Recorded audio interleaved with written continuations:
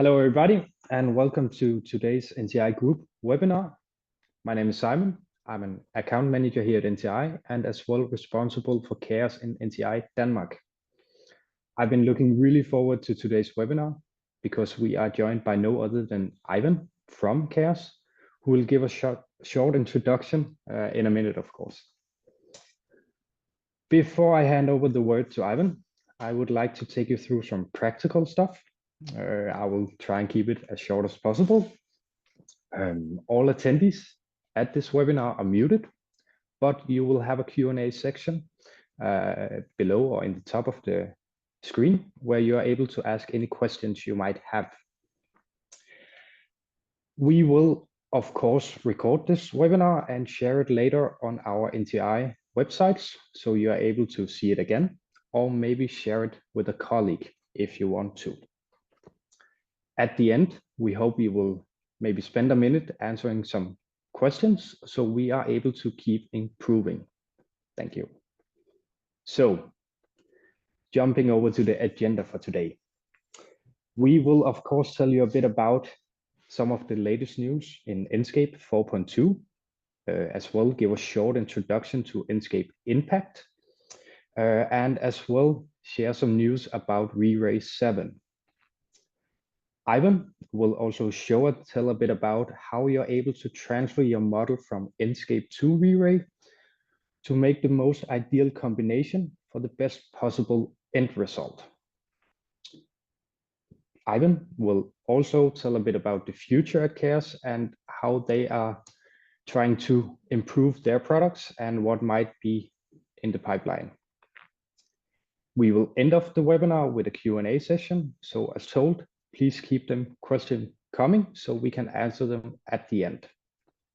So, Ivan, could you please give a short introduction? You Sure. might be muted. Thank you. I guess I'm not muted anymore. No, not anymore. Okay. Hello, everybody. It's really nice to be here today. Thank you for the great introduction, Simon. It was a pleasure. And today we'll talk about all of these things that you can see right now in the agenda. We'll see the latest and greatest in Enscape. We'll see how to transfer that into V-Ray, and we'll see some really cool new stuff in V-Ray that are coming in the next weeks. The project I'm going to talk about is for, it's a Revit building, it's an office building. It was created a few years ago, and it was used in many different videos, tutorials, and everything else. So we'll see some practical things and how we can take advantage of V-Ray or Enscape to make beautiful projects. And actually that project was transferred from Enscape to V-Ray. So you see that in action as well. Let me share my screen.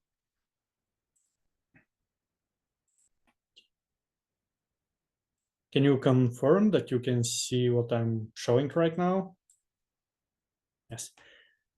Okay. So as I mentioned, we'll see how to transfer information from Enscape to V-Ray and how we can prepare our projects in Enscape, some really cool and interesting things there, as well as how to enhance everything in V-Ray. Probably some of you are not aware what is the difference between both of them. Well, the difference between both of them is that with Enscape, we can have that real-time experience. We can really easy iterate. We can see everything in real time. We can have really fast interaction with our project, and we can see everything rendered at the moment. While on the other hand, when we want to have slightly higher photorealistic quality, we can turn to V-Ray, where we can have those nice reflections, lighting, and everything else, and enhance our project. And this is what we are going to do today. So we already saw the agenda. And before we start, I would like to ask you, which render engines do you use primarily? This will help me to focus more on some moments in the presentation. So I will launch a short poll. I guess you can see it right now. So the question is, which render engine do you use now, primarily used? Enscape, V-Ray, or something else, or I'm new to rendering? I will give you just a few moments to give your response, and we will see the result right now. Okay, I think it's enough. Let's share the results. Okay, not sure that we can use it. You I think we might can you have an see issue. something? I Maybe think we we might have have an an issue. issue. Yeah. Okay, Let me try again, Ivan. Give me 1 second. Let's try again. sure. Okay. Here we go. Okay, now we have some. Okay, that's great.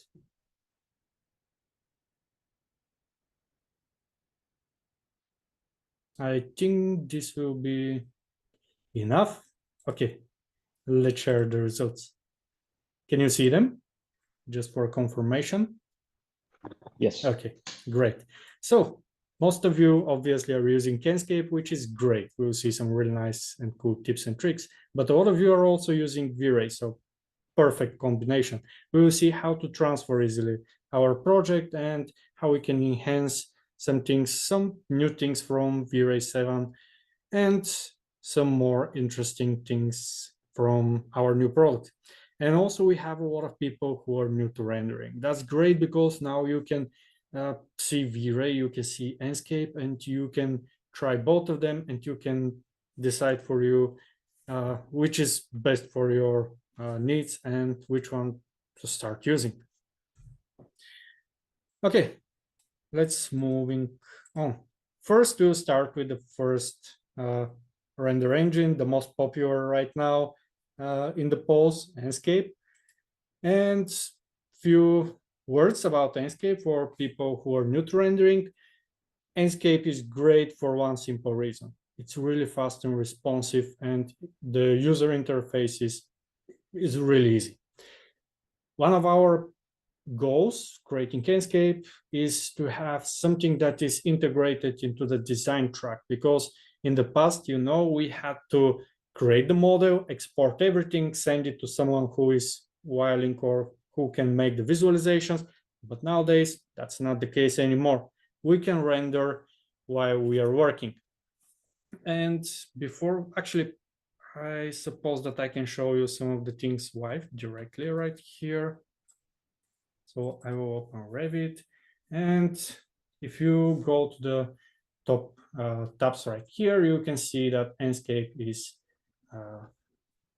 in the ribbon, integrated into Revit seamlessly, and we have a lot of tabs.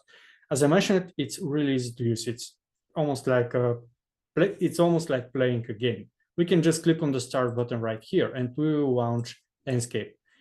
It will take a moment to load everything. We can see that it's loading very fast. Here we can see the model we have, and just in a second, okay, it will be loaded. Here it is. We can navigate just like in a game, so it's really easy to use. We have the lighting, everything is already rendered, as I mentioned. We don't wait to render anything, everything is already presented, and we can start using it.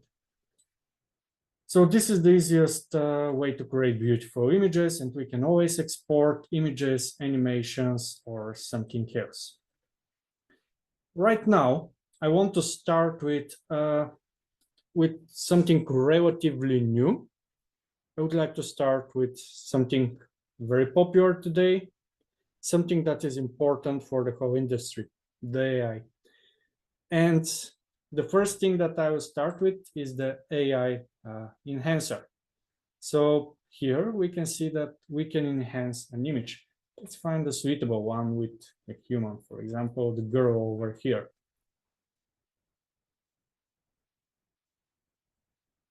I will click the enhance button, and it will export an image really fast and really easy. So now the next questions that we will have is where to put it. So it will open the Kiosk Cloud collaboration, where we will be able to send the project on the cloud. And I think I already have it, but before that, let's turn back to our presentation and see how it actually works and what it will do. So as you can see right here, in our projects, usually we have artificial elements like buildings and everything else. Not artificial, probably it's not the right word, but the architecture and the nature. And the thing that we will do right here is to enhance only the objects that are outside of the architectural project itself, like the nature or people and things like that, which can drastically enhance the realism in our images. Of course, the architecture will stay intact because it's very important to not mess with the architecture with the AI, right? We just want to enhance the nature or the people, but not touching the materials of the building or the building itself. This is very important. Going back to our Enscape project, just a second. Okay, here it is, the Chaos Cloud collaboration. It's really easy, just need to choose the folder we want, or we can create a new folder, upload the image, and view the image on the cloud. Here, the AI will need a few moments to enhance the image, and here is the stop button. Here we can see that it's currently enhancing the image. It depends on many things right now, of the integration, of course, for the landscape. But while we are waiting for that, I can show you other examples I've already done to show, to see actually where are the good parts of the AI and where we need to be careful because it's a new technology. We all know that. And as we can see right here, the result provided by the AI enhancer are generated for an artificial intelligence, and we should be careful with that. Our advice is to always revise the results because the artificial intelligence nowadays is still not predictable enough. Let's be honest about that. But if we take a look at some of the images, for example, this one, we'll see that we have versions right here. This is actually thanks to the Chaos Cloud collaboration platform where we can compare them and where the enhancement will take place. And if we want to compare both of the images, we can just click on the compare, and now we can see the difference with the AI and without the AI. On the left side with the dock, we can see the original image without the AI enhancer. And if I move the slider to the left, we'll see the enhanced image. So you can see that the nature is much better right here. The grass is improved. It's not the plain grass from Enscape. We have much more details. We have few different types of grasses. We saw the message right here that our image is ready. And yeah, we have more details into the nature. Here we can see as well that the trunk of the tree is improved. Okay. Let's see another image. Maybe the girl over here. So if I have to compare both of these versions, we can see the original model from very close. Of course, the people are not they're not very highly detailed. And this is normal because we don't want to sacrifice from the performance in Enscape. And that's why they're optimized. But if we want to have more details, we can just enhance the image and see the result. This is the enhanced result on the clouds. Let's take a look at another example. Okay, here is the folder. Maybe the example we did right now. Okay, we have the girl enhanced, again, much more realistic. And the building itself, the pavement, are intact.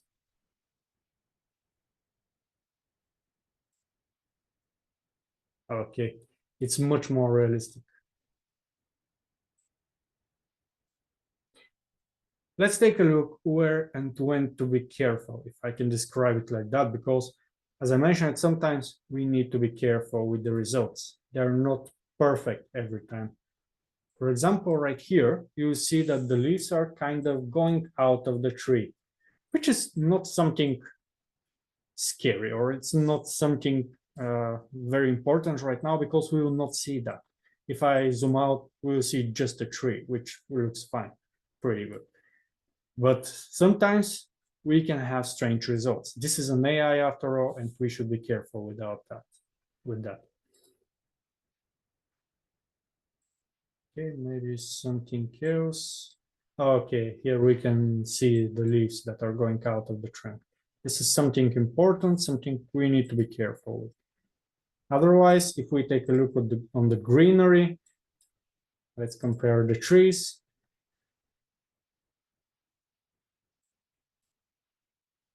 Again, the difference is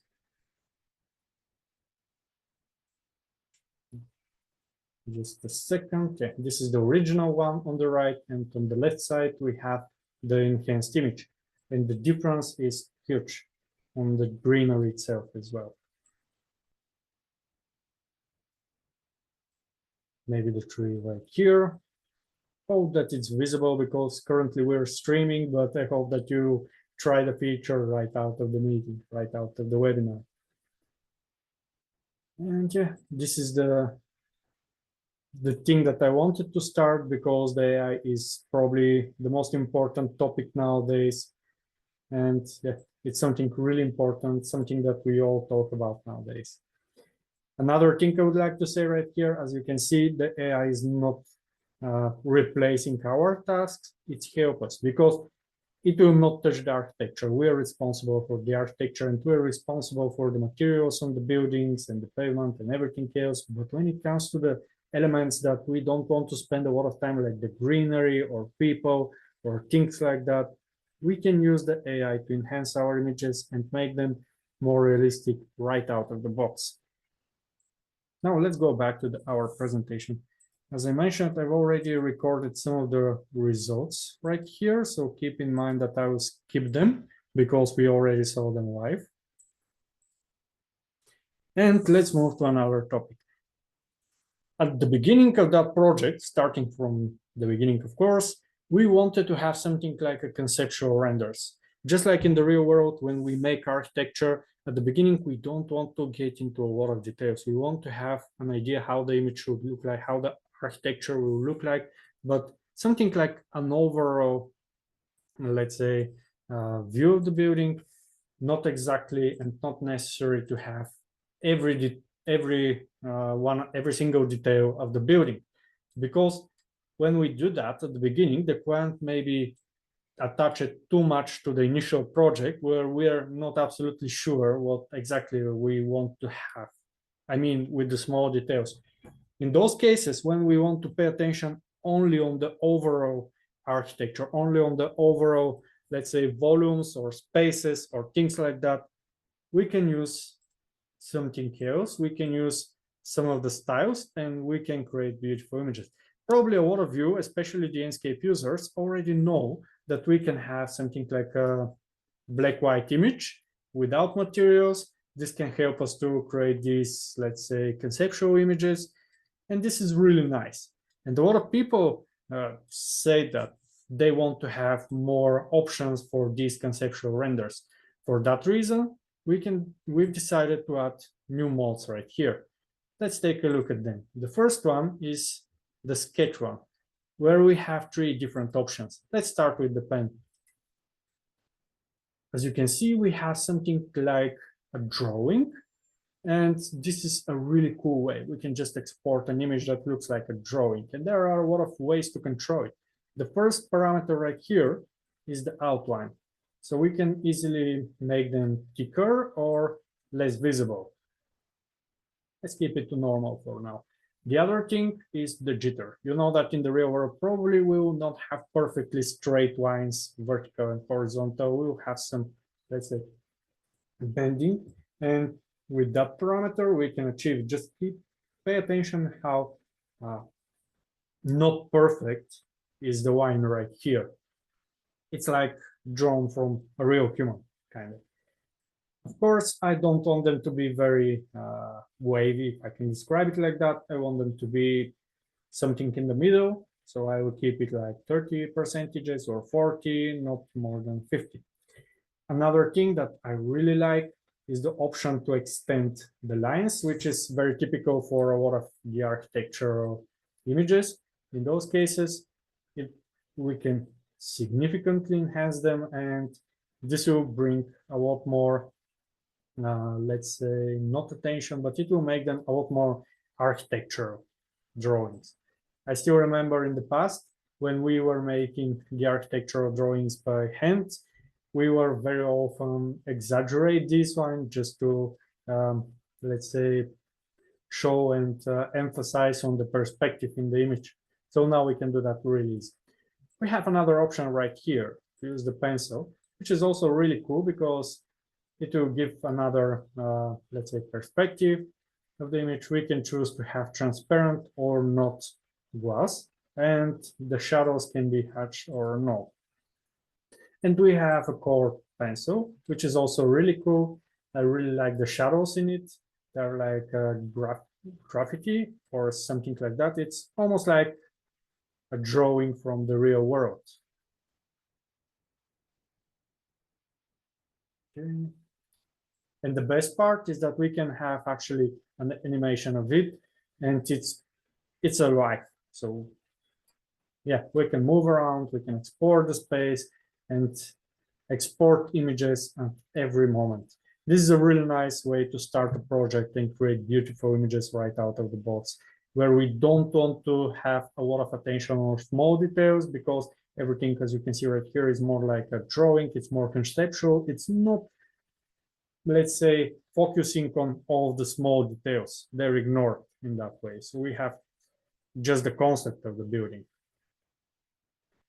And there is another mode from the sketches. It's called watercolor, which is also really nice. It will simulate, it's self-explanatory. Actually, we can create watercolor effect, which is also really cool, similar to the previous mode. And we can have beautiful watercolor effect for our conceptual project. We can increase the details right here. Most of these parameters and sliders are self-explanatory. We can have more or less details. I prefer to have more right here. We can have the bleeding effect, because you know how in the watercolor we have something like a mixed colors from the water itself.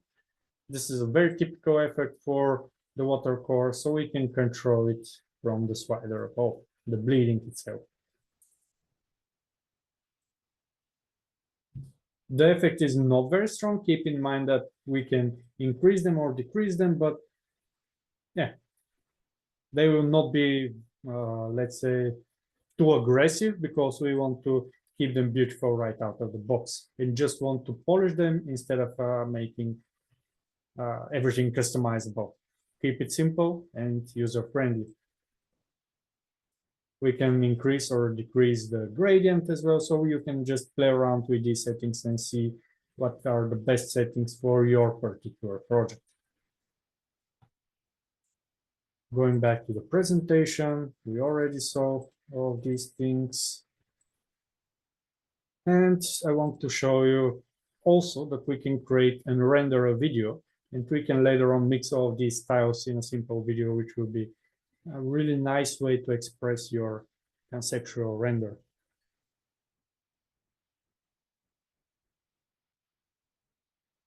So we can have beautiful animations and we can export them.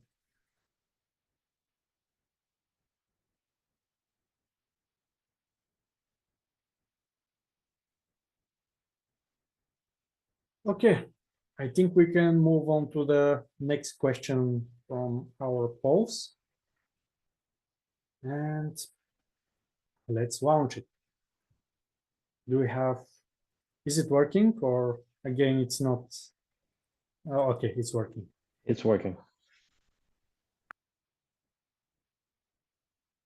Okay, just a few moments to gather some results. And I think this is enough. Let's share the results. I guess you can see them right now. So how important is the sustainability in our day-to-day work? Well, nowadays, it's true that it's getting more and more important. And if they're somehow important in a lot of projects, they're very important. And we can see that right here in the polls. That's why we've decided that maybe we can give a support, if I can describe it like that, inside of Enscape with a new add-on And remember how we started. At the beginning, the visualization was kind of separated from the design track. We had the design track, but we had the visualization track separately, and we had to export everything, send it to another person to conduct all of these visualization processes and send us the visualization. So it was separated from us. Nowadays, that's not the case, but it's still the case with the building performance. Now we still need to export our project, send it to engineers who can create all these calculations and everything else. And this is a very heavy process that requires a lot of knowledge, and actually it will require to have education, in some cases bachelor degree. If it depends on the region, of course. And the truth is that when we export these things, send them for evaluation or certification, then we'll receive again the results, and sometimes we need to change them. And this can be a very costly process. So we've decided to integrate that into our workflow and have something like a building performance directly right here. So if I go right here, you can see that it's already, the button is presented right here. And to start, first, we need to choose a location. We can choose Denmark or Norway or Sydney, or why not USA or somewhere else. Of course, just like every project, we need to set the location first, just like the design process itself.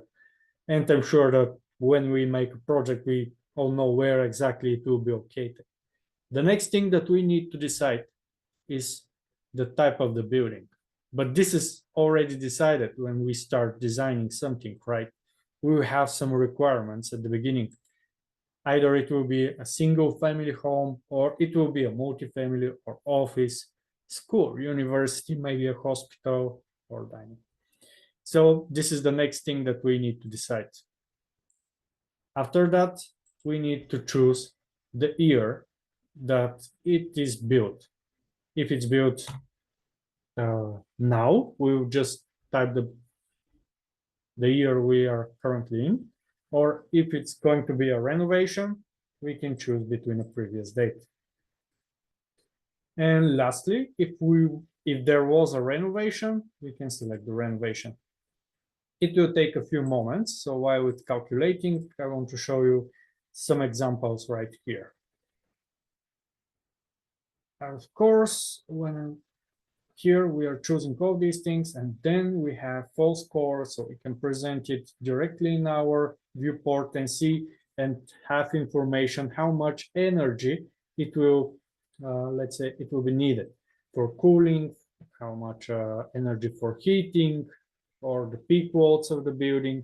And this is not information. Keep in mind that this is not an information for certification. This is something that can guide us and can help us to have more information about our design and to be well prepared.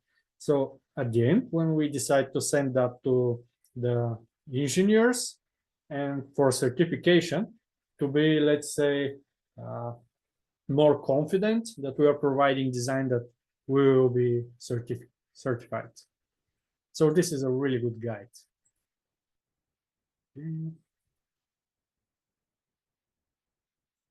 It will need some time, obviously. I think that it's because of the mod.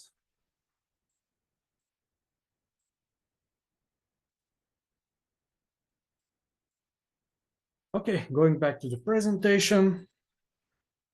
Let's take a look at another example. Just want to show you,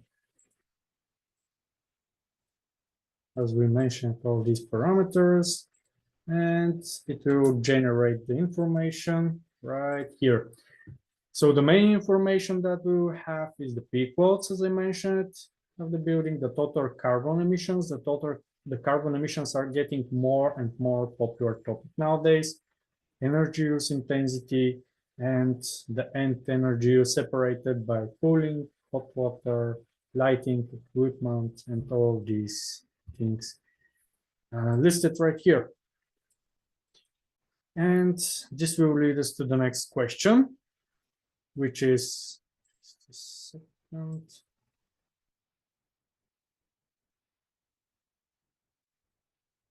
It's for V-Ray. So now it was the time to move to V-Ray. And before that, let's see the next question. What is your V-Ray experience? Because I saw that there are some V-Ray users among you. So let's see. Oh, wow, we have very diverse results right here, which is great. Okay, I think we're ready with the poll, share the results. And most of us are beginners, obviously. We have some intermediate users and some advanced users, really good distribution. Let's now move on to V-Ray and see the results right here. Okay, the first thing was, of course, to render the V-Ray, the Enscape information, because our project was already set with V-Ray. So for that reason, we are taking advantage of the, let's say, so-called bridge, which is something by default. It will work right out of the box. If we already have the information right here, if we already have the Enscape project, which is available, we've already prepared everything, and we just want to have slightly better results, we just need to go to V-Ray, select the camera we want to be rendered, and then click the render button. That's all. And all the information will be presented right here. The video recording. And when we click the render button, it will grab all the information from Enscape and to render it. The good thing right here is that we will not have to do all these things from scratch. We already prepared the lighting, we already prepared the materials from Enscape, the trees, the people, and everything else. And when we click the render button, V-Ray will grab that information and it will render it. So now we just need to polish these things. You know, maybe we can switch the trees with trees from the V-Ray library, or use some HDRI lighting or something like that, and start enhancing our project. Basically, instead of starting from scratch and using V-Ray geometries and V-Ray lighting, we can just polish what needs to be polished. And let's move on with some interesting improvements. So one really important, really cool thing in V-Ray 7 that we are expecting, keep in mind that these things right here are from V-Ray 7, which is still not released, and it will be released in the near future. So the first thing, Gaussian spots. Nowadays, the Gaussian spots are getting more and more popular. I'm not sure how many of you have heard of them, but this is something like the next generation of the point clouds, and they will be available in V-Ray. Let's see how they look like. Basically, if we want to have the perfect environment for our projects, we can take some pictures with the drone, or hire someone with the drone to take a video, and then we can generate them thanks to an artificial intelligence. This is suitable for a lot of projects, because with a drone pictures, we can generate a file that we can use in V-Ray, and we can set it really easy and really fast. Load the file and then set it right here, move it up on the project until we match the Gaussian spot with the building, and we can achieve really good results. Keep in mind that this is a point cloud that is extremely realistic. You can notice that right here we have all these trees, all these buildings and streets and grass and everything else, and it's a geometry. It's not just a picture. It's not a simple 2D image. It's a point cloud with a geometry.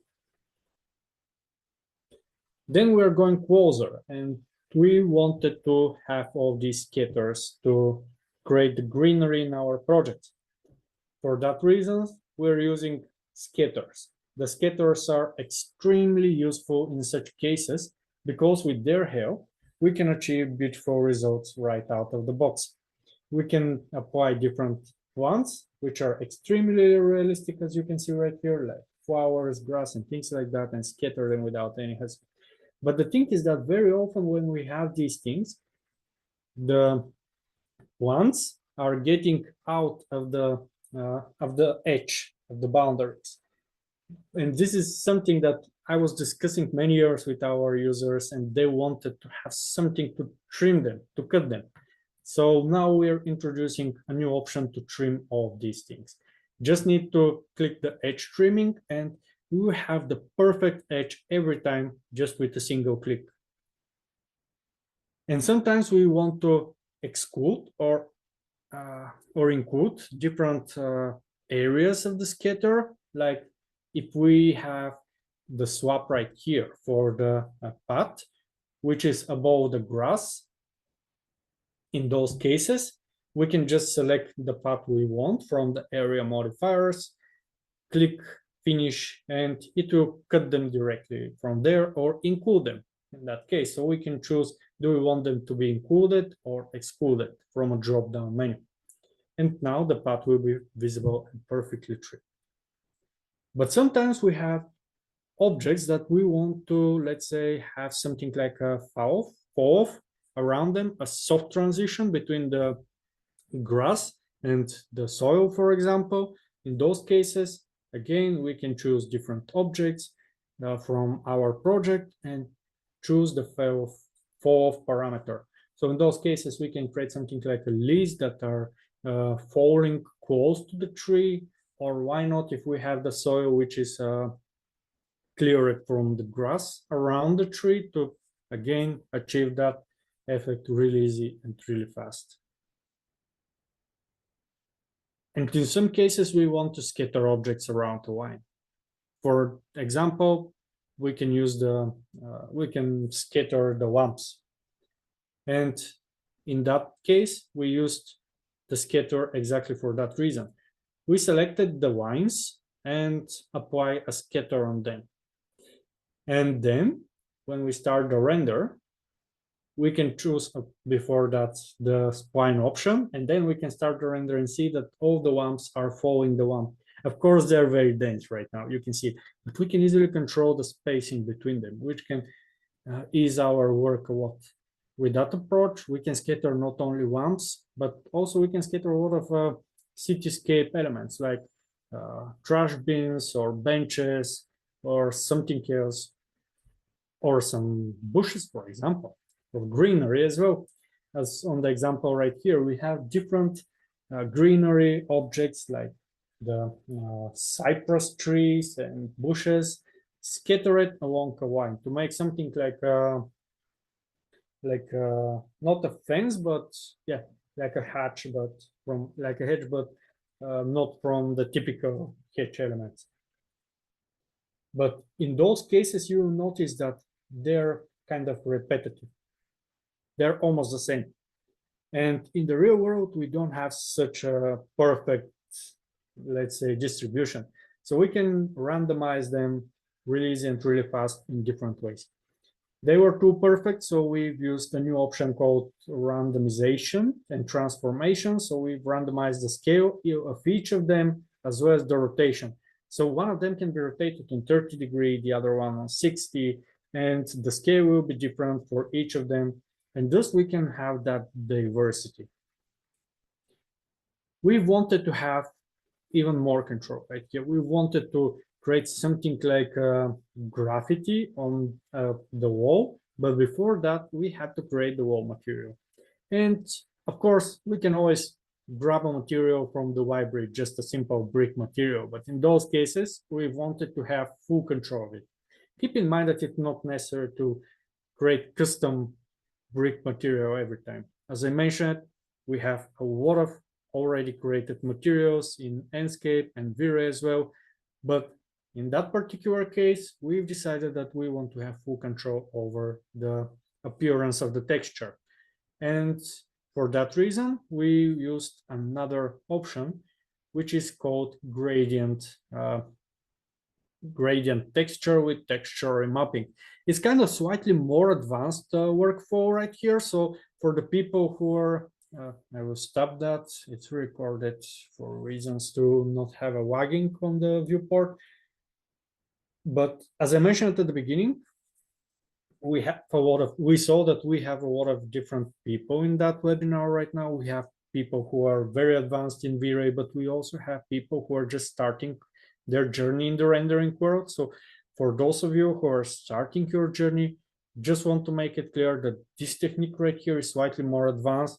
So we already have a lot of materials of bricks, as I mentioned. But for those of you who want to have even more control over their visualization process, they can have it. And now this is a really good example how we can create the custom wall. We can have a gradient ramp right here. And in that gradient ramp, we can use a texture for the base. And selecting different colors, as we can see right here, we can map all of these black and white colors on the texture. So in overall, we can create a custom texture for our bricks with many different colors and remap the texture group. And this is the way we can create the texture. And actually, we can do a lot of things right here. We can even add a texture for each of these points. And then we have to apply the layer with the graffiti. So what we did right here, introduced another texture, which is a layer texture. So we wrap that texture with the bricks with a layer texture where we can, in a very basic way, explain, we can apply different layers, just like in Photoshop, for example, we can have additional layers. And here is the layer with the texture of the graffiti. So we can change the size, and once we are satisfied, we can just use it. Really easy and really simple. Thus, we can create not only graffiti, but also we can create some leaks on the wall or things like that, imperfections. And one of the most required things in V-Ray, sometimes we want to focus our attention only on specific objects while we are rendering. And the rectangle render region is not the perfect one. So we've introduced another way to render only specific objects with the render regions. As you can see right here, we can control their appearance, we can move points, we can have multiple render regions or just one. And new stop button, which is something that the advanced users will know. Sometimes when we stop rendering, the denoiser level is not applied. Well, that's not an issue anymore. So we can easily apply the stop rendering, which is another way to stop the render, and it will preserve all of these render elements that are created. And in some cases in the real world photography, we want to have some imperfections, and we have them in the real world, like the chromatic aberration or the vignetting layer. I'm not sure if I pronounced that feature right, because it's an imperfection of the lenses from the photography. I think it's called vignetting. But yeah, it will make the edges of the image darker. And this is happening in the real world with the photography. So now we can do that really easy with just a simple layer. So this helps us to have more kind of realistic approach when it comes to photography. And we wanted to have that in the images in that project. So in most of the images, we've added that directly right here instead of going into Photoshop or other image editor. We have applied that render elements directly here. Also, we are using a lot of different color corrections here. Our goal was to create all of these things directly into the frame buffer. As I mentioned, instead of going out and make these changes elsewhere in some image editors like GIMP or Photoshop. And we've also wanted to have more control right here. So the thing that we added was filters. You know how in some image editors, we can create filters. Can you hear me? Just. Yeah, we can Yes, hear. we do. Oh, okay. Sorry. Yeah, so we introduced core filters that can help us to achieve different results, like black and white textures, or different sepia effects, or other core filters that we can see in many image editors. how we render it, that some of the shots were rendered with the GPU rendering, which is really fast, and now it will be even faster with the new version, where we will be able to render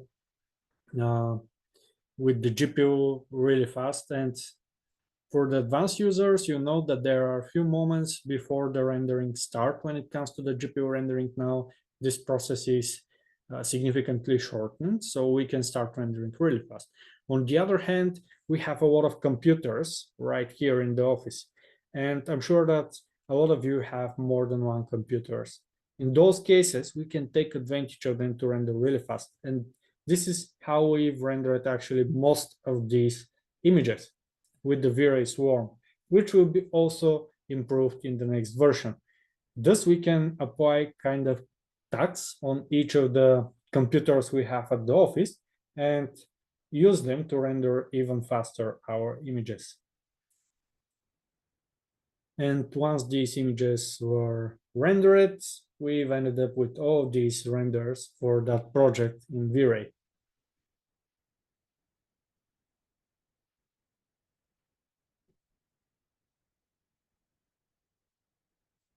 And I guess it's time for the next questions from the polls.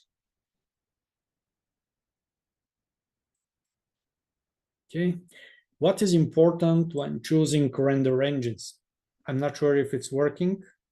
Ah, it's working, okay. It's working. And let's give it a moment to see what is important when choosing a render engine. It will be either speed, quality, easy interface, or user-friendly and compatibility. And give it a few moments. I think that this will be just a second. Okay, they're not moving anymore, so I will stop it and show the results. Okay, obviously the most important thing is the quality, which is really cool. Of course, the quality is always important. The second most popular answer right here is the easy interface, or there is the user interface, the user-friendly experience. Of course, this is very important. If I can summarize both render engines that we saw, we have Enscape, which produces a really good quality, but it's really easy to use, really fast, and it combines most of these things. But in Enscape, probably the quality will be kind of limited. If we want to go beyond, like the very users, we're kind of limited with Enscape. On the other hand, with Enscape, we have that quality. We have really good quality. We have amazing reflections, shadows, and materials and everything else. We can achieve photorealistic results there, but it's kind of lacking when it comes to the speed. If I can we can render really fast with it, but it's not real-time render engine. It's not real-time like Enscape. But what if we can combine both of them into one single workflow? Actually, if we can combine all of these results right here, the quality, the easy interface, the speed, and the compatibility, of course. Let's see how to achieve that. Nowadays, this is possible thanks to a new hardware technology. Thanks to the RTX graphic cards, we produced a new render engine, which is called Chaos Envision. Chaos Envision is a standalone 3D application, 3D visualization tool that can help us to render in real time, just like in Enscape, but with the quality of V-Ray. So we have both the best things of both of these worlds. We have the great quality of V-Ray in combination with the real-time experience in V-Ray. So let's see it. First, how we can go there. We can export a VR scene.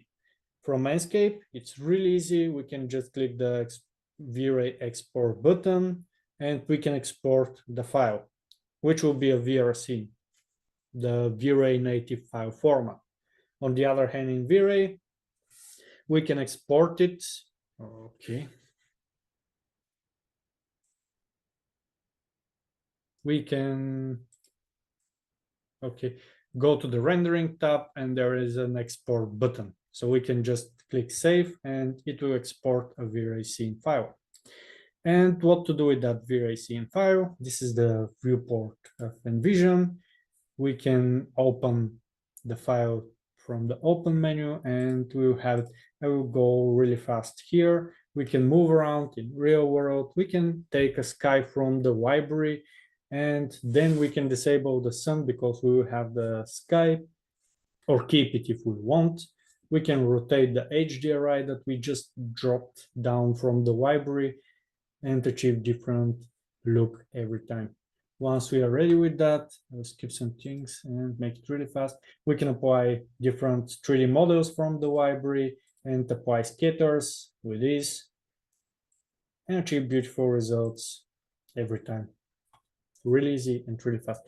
Just want to pay attention how much detail we have in that grass right here. We have different species in that grass belt.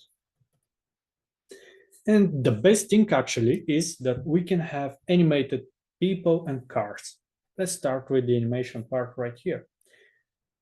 If we draw a line and put a car on it, apply the car on the line, or just select a spline for the car, we can have a car animation. Really easy and with ease. If the position of the car is wrong, we can rotate it and we can have a preview. Then we can export animation really easy and really fast. We can have animated crowds as well of people. Just need to select the crowds option, which is in the top view toolbar. Then we need to create a line or select an existing one, and then drag and drop animated people from the Cosmos library. Once we will skip these parts right here because I think that we have some time. And we can drag and drop them, generate them, and play the animation to see how it will look like. So they can move around, they will not overlap. So they will have their distance, they will respect their privacy, if I can describe it like that. And yeah, we'll have all these things, and animation right here, really easy and really fast. Okay, I think I forgot something at the beginning for the Enscape part. So before we end up, I want to show you the results from the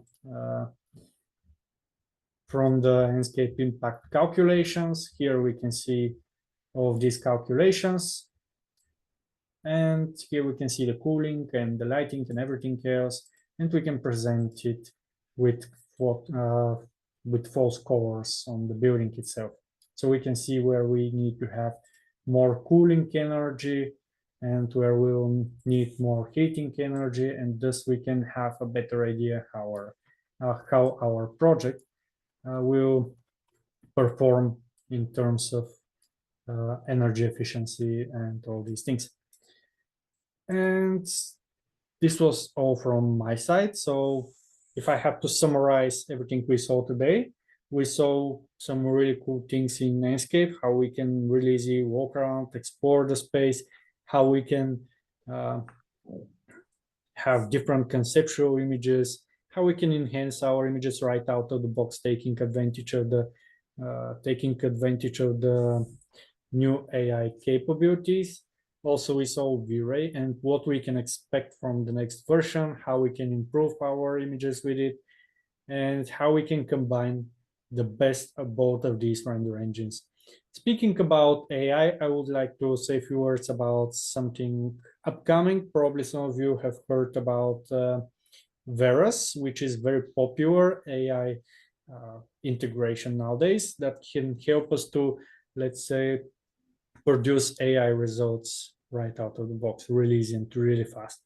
So now I'm glad to say that they're part of the Chaos ecosystem. They're part of our family, actually. And very soon we can see how they will be integrated into our ecosystem. It's it's totally new. So we still don't have a very clear idea how it will be integrated, but I'm sure that in the near future we will see it can help us to produce even better results right out of the box. And now I think that it's time for the Q&A session. So if you have any questions, just let me know. Great to hear, Ivan. We had a few questions during That's the awesome. webinar, so I think let's take one at a time.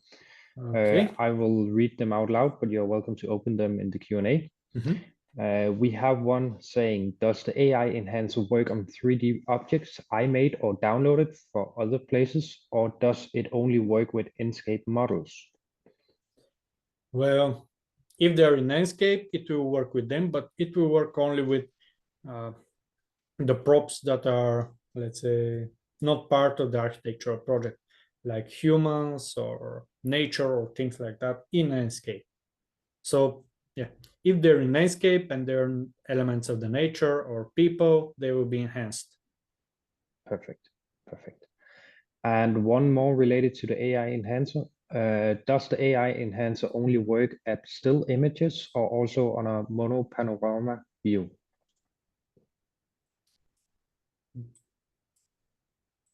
Well, I haven't tried that, but I think it will work. Perfect, perfect. We can test But it out. I haven't, yeah, we need to test that out. Perfect. And we got one from Kevin. Is Enscape available or will it be available inside 3ds Max or as like in the Revit preview? Or will Re-Ray take on tools such as AI Enhancer inside the frame buffer? Yeah. Okay, so first thing first, is Enscape available or will be inside 3ds Max? We don't have such plans for now, and the reason is because Enscape is kind of a design it's almost part of our design toolset, you know that. So in that case, it's not a good idea to implement it directly into 3ds Max, because 3ds Max is more for the visualization and definitely not so much for the design process in the architecture. It's more for the visualization. And one of the main ideas behind Enscape is to be user-friendly, really easy to use, suitable for all the architects who just, because let's face it, some of us, because I'm an architect as well, some of us want to have something that is really easy to use, really fast, that can help them during the design process in Revit, for example, while we are designing the building. But other people, including me, prefer to have other visualization tools that will be a much more, let's say, flexible, and that can give us a lot of freedom in the visualization process. In those cases, we are turning to V-Ray or Corona in 3ds Max, and these are the tools that can help us to create the photorealistic results. And in other cases, we can just take our models from Enscape and go into Envision and create the beautiful renders there. So it depends on the needs. Enscape is suitable for the architectural design process, so this is the shortest answer why we don't have such plans for now to integrate it directly into 3ds Max, because 3ds Max is more for the visualization and not so much for the architecture. But this is a really good feedback, and we can discuss internally further about that. The next question, yeah. Well, if we already have the AI enhancer in Enscape, at some point it will be in the V-Ray frame buffer. I'm almost sure about that. We have plans for that, but there are still plans for now. We are testing some options. You know, there is an AI laboratory here at Chaos, which is testing a lot of different AI solutions and how we can, let's say, integrate them or take advantage of them, and how we can use them in the user's workflow. And one of them is the option to enhance images directly into the frame buffer. So we are thinking about that, but once it's ready and once we implement it, we will see it. Perfect. And we actually have a lot of questions, but we are running out of time. Okay, so I think we will get back to you guys with some questions after the webinar. So you of course will get an answer. of course. So Ivan, thank you very much for joining today. You're welcome. It was a pleasure. And thank you all for joining the webinar, and have a lovely day. Thank you. You too. Thank you. Bye-bye. Bye.